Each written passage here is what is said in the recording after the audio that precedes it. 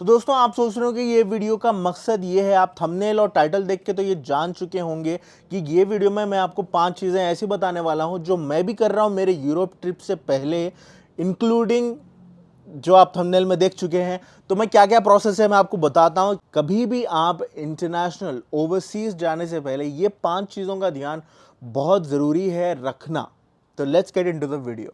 सबसे पहले है, जहाँ भी आप जा रहे हैं वहाँ पर आपको क्या रिक्वायरमेंट है पहले चेक करिए। क्या आपको वहाँ पर वीज़ा लगेगा, वीज़ा इज़ इम्पॉर्टेंट या नहीं, अकोमोडेशन चाहिए। तो ये चीज़ का कंसिडरेशन बहुत इंपॉर्टेंट है, क्योंकि अक्सर मैं देखा बहुत लोग ये गलती कर देते हैं कि ऑनलाइन सिर्फ देख लेते हैं कि भाई यहाँ पर वीज़ा ऑन अराइवल मिल जा रहा, यहाँ पर वीज़ा फ्री एंट्री है, लेकिन अक्सर उसके साथ साथ काफ़ी कंडीशंस जुड़े हुए रहते जो आपको जाने से पहले चेक करना चाहिए, ना कि आप एयरपोर्ट पे जाने के बाद। क्योंकि अगर आपने एक बार फ्लाइट बुक कर ली तो वो फ्लाइट शायद नॉन रिफंडेबल आपको मिल जाए, तो देन उससे आपकी लाइफ में प्रॉब्लम आ सकती है। मेरे पास 2 एग्जाम्पल है ऐसे कॉमन एग्जाम्पल। मिडिल ईस्ट में एक कंट्री है कतर, ठीक है। कतर में इंडियंस के लिए वीज़ा ऑन अराइवल है। तो वहाँ पर लोगों ने, अगर फेसबुक पे आप देख लिया कि भाई हाँ वीज़ा ऑन अराइवल मिल रहा है, तो आप वहाँ पर फ्लाइट लेके चले जाओगे। तो वहाँ जाने के बाद उसकी कुछ कंडीशंस है वीज़ा ऑन अराइवल की, तो शायद आपको एयरपोर्ट से ही वो लोग मना करके भेज देंगे वापस कि भाई आपके पास वीज़ा चाहिए, आपको नहीं है। या फिर आपको वहाँ कतर जाने के बाद वहाँ से आपको रिटर्न कर देंगे, क्योंकि वहाँ पर कंडीशन ऐसी है कि वहाँ जाने के लिए आपको स्पेसिफिक होटल से आपने अकोमोडेशन बुक करना है और आपके पास रिटर्न टिकट होनी चाहिए। अगर इसके बिना आप अगर ट्राई कर रहे हैं तो देन आपको एंट्री नहीं दी जाएगी। तो इस तरह के रिक्वायरमेंट्स को कंसिडर करें। वीज़ा आपको चाहिए या नहीं चाहिए वो कंफर्म चेक करें। अगर आपको नहीं पता, जस्ट गूगल पे जाइए, यूट्यूब पे जाइए, वहाँ पर आप सर्च करिए। मैं मार्च में जा रहा हूँ यूरोप, तो मार्च के लिए इंडियंस को, इंडियन नेशनल्स के लिए वीज़ा लगता है। तो it's a type C visa which is a short term visitor visa. तो वो ज़रूरी है, कहीं से भी आप हो, इंडिया से हो या कोई और कंट्री से अप्लाई कर रहे हो, does not matter, you still need to apply for the visa. तो आप वीज़ा अप्लाई करें, वीज़ा चेक करें। वीज़ा के कंडीशंस के साथ साथ आपको अकोमोडेशन और फ्लाइट की टिकट्स भी आपको बुक करनी पड़ेगी। तो नंबर 2 पे क्या चीज़ आती है? नंबर 2 पे ये चीज़ आती है कि जाने से पहले आपको किस एक्सेसरीज की ज़रूरत पड़ सकती है। मेरे पास कुछ एक मस्ट हैव एक्सेसरीज है जिसके बारे में आपको देखना बहुत ज़रूरी है। It will make your travel a lot easier. इसमें क्या क्या एक्सेसरीज आते हैं? फर्स्ट ऑफ ऑल अपने इलेक्ट्रॉनिक्स, क्योंकि आपके पास एक फ़ोन होगा, आईपैड होगा, कोई डिवाइसेस होंगे, अपना मैकबुक होगा या फिर लैपटॉप होगा कोई ना कोई।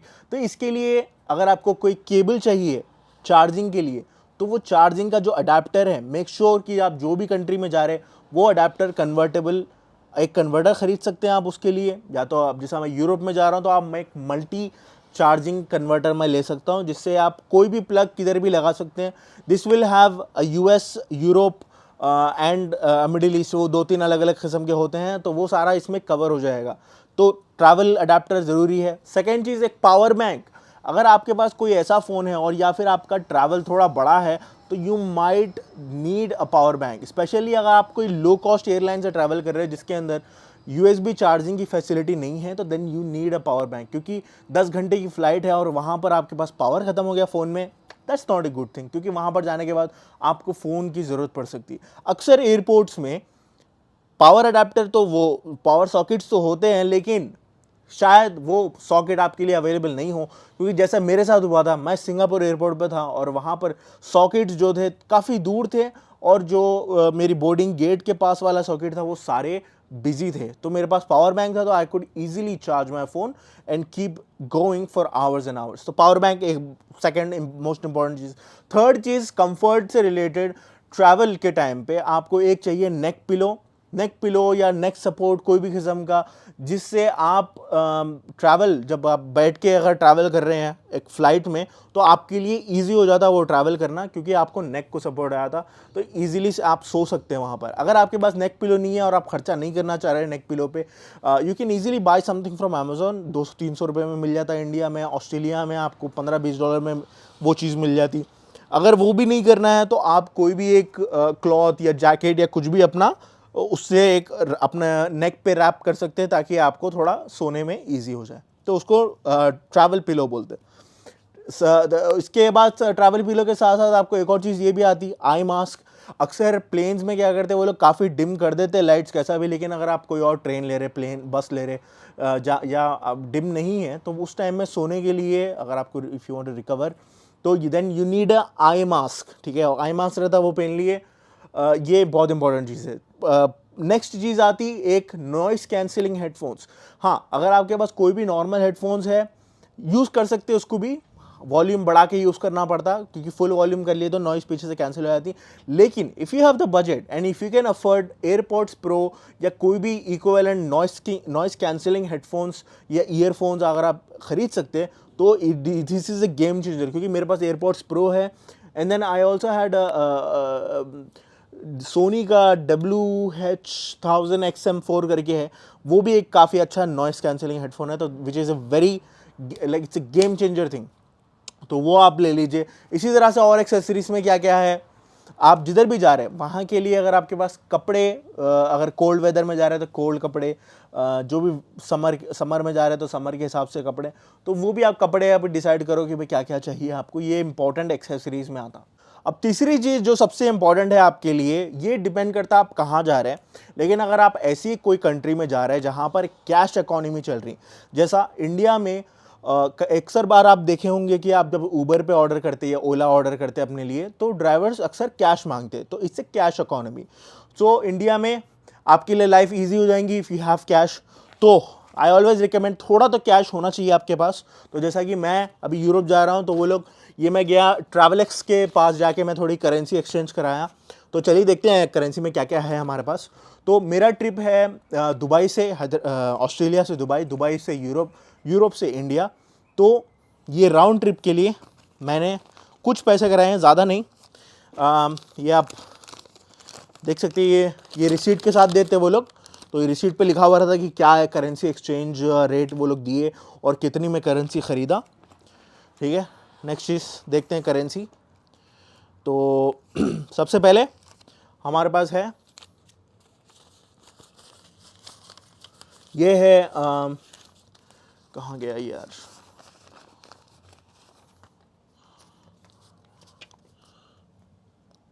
ठीक है, ये है यूरो, ओके, ये यूरो है। तो यूरो में ज़्यादा नहीं कराया, थोड़ी कराया, just to spend some money, ठीक है। नेक्स्ट है हमारे पास, ओके, तो ये है दिरहम, ठीक है। तो इसका रेट भी मैं आपको बताता हूँ, क्योंकि अक्सर क्या होता है, ये जो करेंसी एक्सचेंज वालों के पास से अपन जब लेते तो वो लोग रेट में बहुत फ़र्क कर देते। तो ये है हमारा इंडियन रुपीस, ठीक है। ये ऑस्ट्रेलिया में मैं कराया, तो ऑस्ट्रेलिया में फिज़िकल करेंसी है, आप या तो ऑर्डर कर सकते हैं, तो अगर आप ऑनलाइन प्लेस कर दिए ऑर्डर, बैंक ट्रांसफ़र कर दिए, तो वो लोग आपको फिज़िकल कैश दे देते हैं, या फिर आप एक कार्ड बुक कर सकते हैं जिसके अंदर आप अपना टॉपअप कर सकते हैं। ट्रैवलक्स की तरफ से भी एक कार्ड आता है, रेवोल्यूट की तरफ से कार्ड आता, वो कार्ड में जितनी चाहे उतनी करेंसीज आप टॉपअप कर सकते हैं, तो आपको करेंसी कन्वर्जन लॉक हो जाता, तो और फीस भी उसकी कम रहती कुछ, तो उससे आप पे कर सकते हैं हर जगह। लेकिन अगर आपको कैश चाहिए तो then you obviously need some cash. तो ये दिख रहा आपको यूरोप का नोट, आपको दिख रहा नहीं दिख रहा, ठीक है, ये है यूरो, ठीक है, 50 यूरो। तो मैं कितने कराया टोटल, मैं ज़्यादा नहीं कराया भाई, तो मेरी ट्रिप के हिसाब से मैं अराउंड 500 यूरो, 500 दिरहम और 5000 इंडियन करा लिया, जस्ट। फिर मेरे पास ऑस्ट्रेलियन डॉलर्स भी है, तो इट्स फाइन। तो करेंसी कन्वर्जन का रेट थोड़ा महंगा पड़ता है, ये थोड़ा नहीं, अच्छा खासा महंगा पड़ता। तो अगर ज़्यादा क्वांटिटीज़ में अगर आपके पैसे हैं तो इतने ज़्यादा कन्वर्ट मत कराओ, 1000-2000 के ऊपर मत कराओ कभी भी कन्वर्ट, क्योंकि आपको बहुत लॉस हो जाता। उससे अच्छा बैंक ट्रांसफ़र कर लो, तो आपके पैसे ऑनलाइन, जो बैंक वाले ट्रांजैक्शन में जो रेट देते हैं वो काफ़ी बेटर रहता कंपेयर टू ये जो फिज़िकल कैश वाले देते। अगर आपके पास कोई पहचानत में है जो मतलब अपनी डीलिंग में एक्सचेंज कर ले रहे हैं, then that is a better option. तो अभी देखो, मेरे को ऑस्ट्रेलियन डॉलर्स के मुकाबले इंडियन रुपीस मेरे को आया 44 रुपीज़ का दिए, ऑल दो मार्केट रेट 54 रुपीज़ का था, तो 10 रुपये पर डॉलर वो लोग मार्जिन कमाए वो पैसों पे। तो ये है, लेकिन आपकी मर्ज़ी है, अगर आपको थोड़ा रखना है पैसे, आई ऑलवेज रिकमेंड थोड़ा तो रखो, क्योंकि इमरजेंसी में कार्ड काम नहीं करा, कुछ भी नहीं करा, तो you should have little bit of cash. कहाँ एटीएम को भाग के जाके निकालना पड़ता, तो you know keep little bit cash. तो कैश कन्वर्ट करा लो जाने से पहले। चौथी चीज़ जो आपको कंसिडर करनी चाहिए यहाँ से जाने से पहले, अगर आप ऑस्ट्रेलिया में हैं, अकेले रहते, घर वाले कोई है नहीं घर के अंदर, तो जाने से पहले क्या क्या चीज़ें करना है। सबसे पहले तो आप कोई बिल्डिंग मैनेजर है तो उसको नोटिफाई कर सकते हैं कि हम लोग जा रहे हैं, please keep an eye on our place. तो वो लोग क्या करते हैं, देखते रहते हैं कि भाई कुछ भी गड़बड़ हो रही तो वो लोग रिपोर्ट करते हैं, ठीक है। तो अक्सर अपार्टमेंट में जब रहते हैं, नेबर आपके पास है तो नेबर को बोल सकते हैं, नेबर से अच्छी दोस्ती है तो, नहीं तो कोई अपने फ्रेंड्स में जिसको आप चाबी दे के जा सकते हैं। अच्छा, नेक्स्ट चीज़ आती कार कहाँ पर पार्क करना। अगर आपके पास व्हीकल्स है, कार पार्क करने के दो ऑप्शन है। ऑप्शन नंबर 1, आप सीधा एयरपोर्ट पे जाके पार्क कर सकते हैं, ठीक है। एयरपोर्ट पे जाके आप पार्क करें, वहाँ का थोड़ा एक्सपेंसिव पड़ता है, लेकिन अगर आपकी छोटी ट्रिप है तो then you can save money, क्योंकि आपको ऊबर बुक करके 2 जगह जाने से अच्छा आप गाड़ी सीधा एयरपोर्ट पे लगा दो। एयरपोर्ट में भी 2 ऑप्शन है, एक है अंडर कवर पार्किंग और एक है सिक्योर पार्किंग, ठीक है। तो वो 2 ऑप्शन है, उसके अंदर आप रेट देख सकते हैं। मैं 1 महीने के लिए जा रहा हूँ, तो 1 महीने के लिए मेरे को $450 का कोट आया था पार्किंग का। तो मैं सोचा कि नहीं भाई, हम कर फ़ायदा नहीं है, क्योंकि मैं ऊबर बुक कर लेके चला गया तो उतना ही पड़ते मेरे को एयरपोर्ट के चक्कर के, तो मैं ज़्यादा सेव नहीं कर रहा हूँ। तो just think of your house या योर प्लेस कि भाई कैसे रख के जाना है, क्या क्या लॉक करना है, किसको बोलना है, क्या करना है। अगर आप फैमिली के साथ हैं, घर पे कोई ऑलरेडी रह रहे हैं आपके एब्सेंस में, तो देन इट डजेंट मैटर। तो चलिए बढ़ते हैं नेक्स्ट पॉइंट पे। अच्छा, फाइनल चीज़ मैं आपको ये बताना चाह रहा हूँ कि फाइनल चीज़ में आप, अगर आपकी स्पेशली जब आपकी बड़ी ट्रिप रहती तो आप बहुत सारे फ्लाइट्स बुक करे होंगे, आप बहुत सारे अकोमोडेशंस बुक करे होंगे। तो अक्सर क्या होता है, डेट्स आगे पीछे होने में आपके साथ गलती हो सकती है। जैसा आप सोच रहे हैं कि 3 तारीख की 3 को मैं फ्लाई कर रहा हूँ, लेकिन एक्चुअली वो 2 के मिडनाइट है। तो आप you have to leave at on 2nd। तो आपको वो चीज़ें कंसिडर करने के लिए एक अच्छा तरीका ये है कि आप एक डिटेल्ड आइटिनरी बनाएं अपनी। तो आइटिनरी, वीज़ा की आइटिनरी बात नहीं कर रहा, ये अपने लिए पर्सनली आइटिनरी। इससे क्या है कि आपको एक प्लानिंग करने का मौका भी मिल जाता है। घर पे बैठे बैठे आप थोड़ा थोड़ा, जब भी फ्री टाइम है, थोड़ा सोचो कि भाई कहाँ जाना है, क्या करना है, तो उसकी आइटिनरी प्लान बनाओ। एक एक्सेल शीट में बना सकते हैं, तो वर्ड डॉक्यूमेंट में बना सकते हैं। उसका भी एक फॉर्मेट रहता है। अगर किसी को फॉर्मेट जानना है तो मैं नीचे कमेंट्स में आप कमेंट करके बताओ, मैं I can share my itinerary plan. तो वो आइटिनरी में क्या क्या क्या रहता कि एक उसमें लिख दो डेट्स कि भाई कौन सी डेट पे जा रहे हैं, और एक्टिविटी क्या है, फ्लाइट है, बस है, प्राइवेट कार से जा रहे हैं, टैक्सी बुक करना है, कौन सी जगह जा रहे हैं, उधर कितना कॉस्ट लगता है। उससे एक बजट प्लान बनाओ अपना, बजट आइटिनरी, उससे आपको मालूम रहता है कि भाई कहाँ जा रहे हैं। अब जैसा जैसा बुक करते गए तो उसकी डिटेल्स भी आप बुक कर दो। जैसा अगर आप ये फ्लाइट बुक करें तो फ्लाइट का नंबर उसमें डाल दो, रिजर्वेशन नंबर डाल दो, टिकट नंबर डाल दो, कौन से ऐप से बुक करें। अगर आप एक डायरेक्टली एयरलाइन से करें तो वो भी इसमें मेंशन कर दो। ये सारी चीज़ें नोट करने के लिए आप एक्सेल यूज़ कर सकते हैं। अगर आपको ये चीज़ थोड़ा कॉम्प्लिकेटेड लग रहा तो आप एक ऐप का भी इस्तेमाल कर सकते हैं। ऐप में ट्रिप्सी करके एक ऐप है जो मैं यूज़ कर रहा हूँ। ट्रिप्सी में you can load all your itinerary plans, जिसमें आप एक्टिविटीज़ क्या क्या कर रहे हैं और सारे रिजर्वेशंस आप उसमें इजीली अपलोड कर सकते हैं। इससे फ्री प्लान, आपको पेड लेने की ज़रूरत नहीं है। अगर आप लिए तो आपको ज़्यादा थोड़े फीचर्स मिलते हैं, लेकिन it's a completely free app. तो आप वो यूज़ करके उसके अंदर सारा प्लान में फीड कर दो, ताकि आपको पता चलेगी भाई कितने दिन बाकी रह गए आपकी ट्रिप के लिए और कहाँ है नेक्स्ट ऑप्शन, क्या क्या करना है according to plan, and then you can also maintain the budget accordingly. तो ये थे मेरे 5 पॉइंट्स जो मैं आपको बता दिया। अभी मेरी ट्रिप आ रही है, आई एम वेरी एक्साइटेड। 20 दिन मेरे बच गए हैं, तो अभी लेट्स उसके बारे में आपको बताऊंगा। शॉपिंग मैं कर रहा हूँ ऑलरेडी। मैं एक रायनेर के लिए बैग ले लिया, लेकिन आपको एक और वीडियो में बताऊंगा कि मैं पर्सनली क्या क्या पैक करके लेके जा रहा हूँ। अभी पैकिंग अभी कंप्लीट हुई नहीं, थोड़े और दिन बाकी है उसके लिए। अभी जब मैं वीडियो बना रहा हूँ उधर से 20 दिन की मेरी 20 दिन बचे हुए हैं ट्रिप के लिए।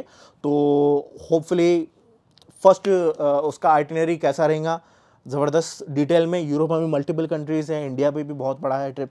तो yeah looking forward to it. Thank you very much. अगर आप एंड तक देख रहे हैं वीडियो अभी भी, तो लाइक करके जाओ, and thank you for watching. Bye bye.